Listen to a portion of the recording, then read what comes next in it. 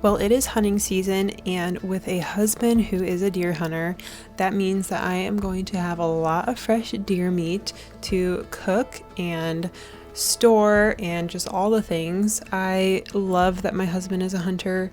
It keeps our grocery bill low, and it helps us to just have the freshest, most organic meat that you can get. And in this video, I'm going to be showing you how I am cooking a cut of meat from the deer that my husband just harvested. I help him a little bit in the harvesting process, and ways that I do that is I make the freezer bags for him. So I'm cutting up the bags and then I will seal off one end of these, and then he will pack the meat into those bags. Sometimes I do that job, but this was a smaller deer, so there just wasn't that much work to do.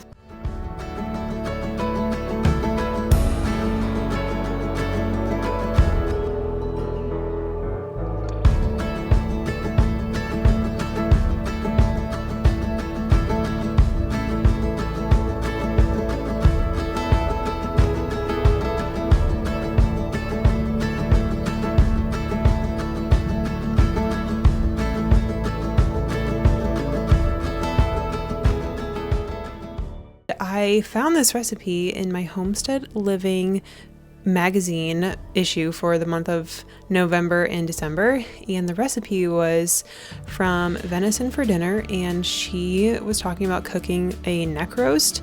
And in the past, we've never taken the neck like intact off of the deer. We've always just cut that meat off and ground it down, but I wanted to try this recipe, so I told my husband just to cut the neck off with the bone intact, and he did that. It didn't look pretty. It was his first time doing it, and you know, he's not a professional butcher, but it doesn't have to look pretty.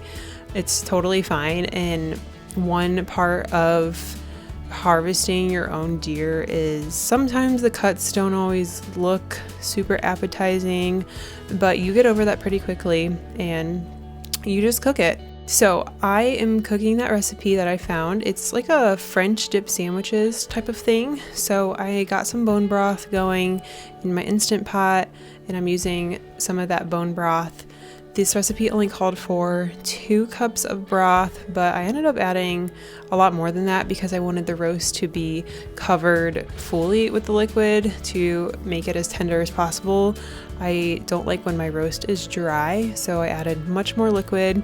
Some of the other ingredients was soy sauce, Worcestershire sauce, garlic powder, onion powder, and the recipe did not say salt, but I did add a lot of salt in there. And some thyme. I used fresh thyme because I still had a little bit left in the garden. I flipped it when it was about halfway through the cooking process. I cooked this on low for 8 hours, and when I flipped it halfway, I did add some beef broth in because, like I said, I wanted the whole roast to be covered in liquid. To go along with this roast, I am doing some steamed broccoli.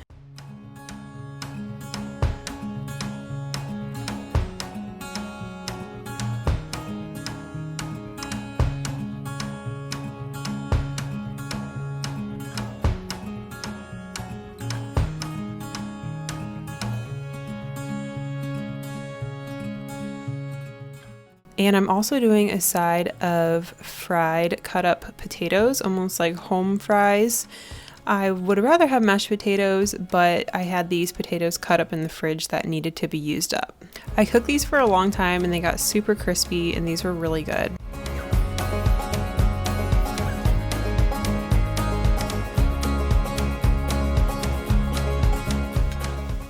If you're wondering what my daughter is doing while I'm cooking, she's playing in the oven drawer.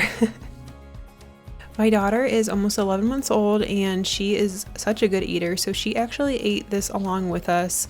The roast was tender enough for her to eat, and she loved it. She loves meat of any kind. This meat was so tender. It was really good, and we both liked it, so I think my husband might leave the neck whole like this for every deer going forward. And I serve this for myself along with some Spanish sauerkraut that I made. It's called cordito or curtido. I'm not sure how you say it, but all it is cabbage, carrots, onions, garlic, and some caraway seeds. It's basically sauerkraut with just those extra ingredients, but I love it. And then I served his how it's supposed to be served, with a bun. I didn't have a bun because I'm currently on a gluten-free, dairy-free diet, so this is the difference between our plates. I often hear from other women that they don't really like the taste of deer, or it's just something that they don't like cooking, whether it's the smell or some other reason. I just want to encourage you to just cook it and get used to the taste. You will get used to it after a period of time, I promise. And if you're cooking it right, like, it tastes so good, and it's basically free. I mean, it's not free because you have to pay for the hunting license, the deer tag, and all the processing equipment if you're processing it yourself like we do. But other than that, it really is so much cheaper than buying beef. So yeah, just get out there and try new recipes, and I'm sure that you will love eating deer.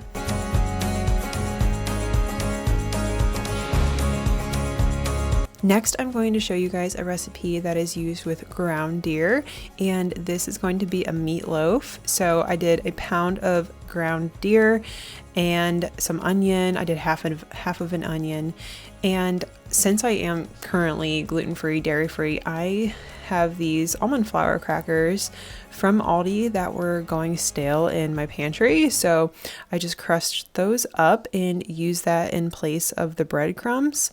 And then I did a 1/4 cup of almond milk, 1 egg, some garlic powder, Worcestershire sauce, Italian seasoning, half a teaspoon of pepper, and a teaspoon of salt.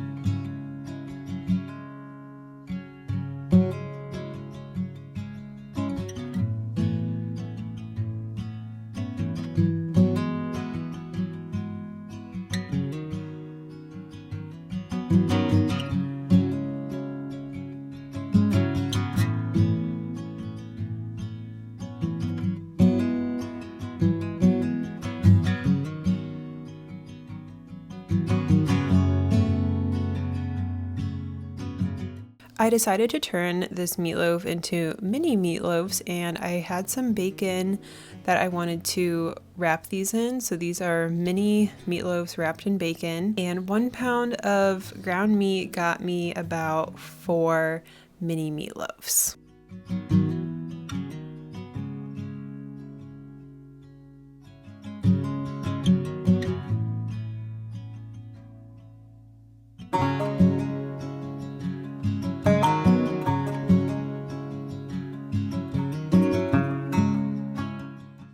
Throw these into a 400-degree oven for, I split the time in half. The first 15 minutes, they don't have the topping on them, and then we pull them out after 15 minutes and top them with half ketchup, half barbecue sauce.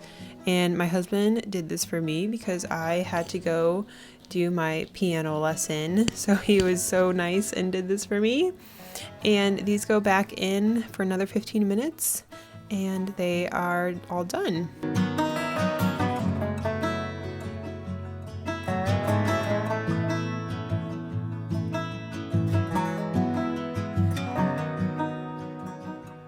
And I served these with some mashed potatoes and some leftover veggies that we had.